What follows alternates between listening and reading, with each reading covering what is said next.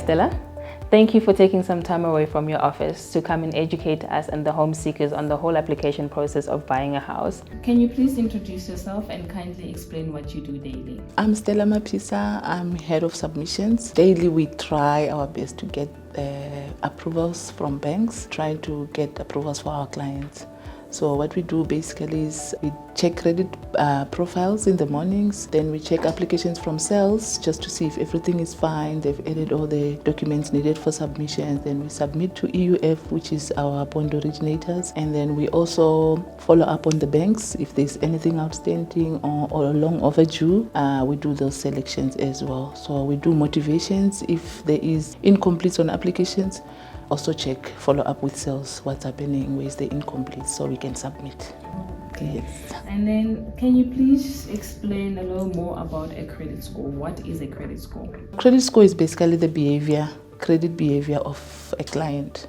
So it's calculated on CompuScan, which will give us a credit score, and also banks work differently when it comes to credit score. They use the CompuScan, Experian, and on top of that they use the behavior on the bank statements. For example, if client is unpaid on bank statements, it also affects your score.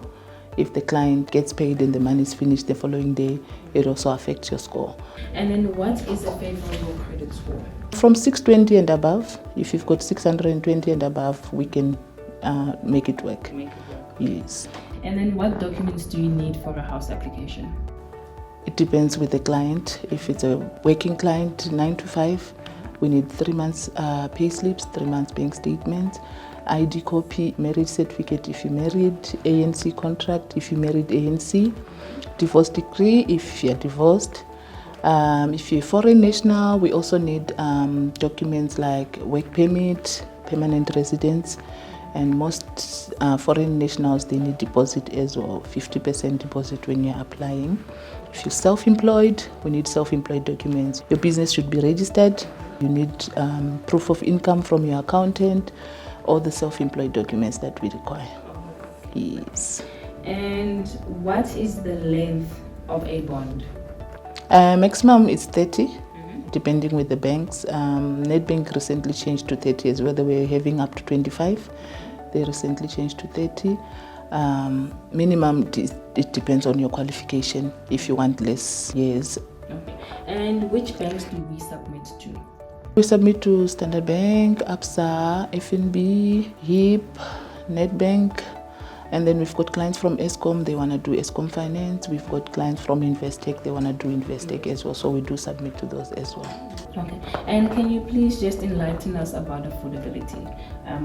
What is affordability? Like when a client has affordability, what are you guys looking at? We're looking at your salary. Normally they check what we call RTI. When your RTI is below 30, then obviously you're qualifying, which means that they check your gross and then how much you qualify. So basically, to make it simple, you take your gross, you multiply it by 30. That's how much you qualify for when it comes to the loan amount.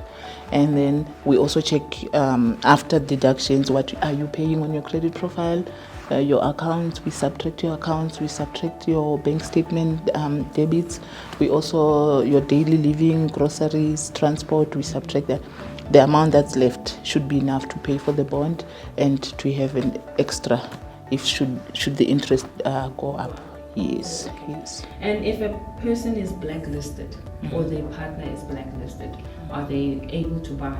No, you cannot buy when you're blacklisted unless you've been cleared. So unless you're not married in COP, you can apply a loan if you're qualifying. But if you're blacklisted, you cannot apply. You can't apply. Okay. And when a person is looking for a house, let's say I'm looking for a house now, what can I do personally to increase my chances to get approved? It depends with what you have at the moment. If your accounts are too much, obviously you need to close some of the accounts. If you're in areas, you need to close your areas. You need to make your credit profile look good. So you need to have the affordability. So build your credit score by closing your accounts, by closing the areas. If you've got listings, get letters and motivate. Motivate. Yes. Okay. And let's say I apply and I get declined. How long should I wait to reapply again for my bond? It depends what you are declined for. So if you are declined affordability and then next month you go and close your car, you can always come back immediately and say, I can now afford, I'm no longer paying for this car. But if you declined for score, it's a different term that you need to wait, because now you need to build your score up. So after 3 months, you check how your score is, and then you need to close maybe accounts. You need to, if you don't have accounts, sometimes you don't have accounts at all, then the credit score is 0. So it means you need to build it, because you can't motivate score. So you need to build you take accounts, take a loan, take something, a credit card, pay it nicely, then at least you can build your score. Once you've got a credit score, then you can reapply. Yes. If a client comes with a pre-approval, does that work as an advantage for them, or do they still need to start from scratch when they apply for a house? If they come with a pre-approval, it depends. Normally when you go to the bank and say, I want to see if I qualify for a house, they just check your gross salary. They say, okay, you qualify for 1 million. Then when you come to us now, we need to check the affordability now. What are you paying for you to qualify that? So we still need to do the affordability check. It doesn't mean you've got a grant already. Yes. Thank you so much. It's a pleasure.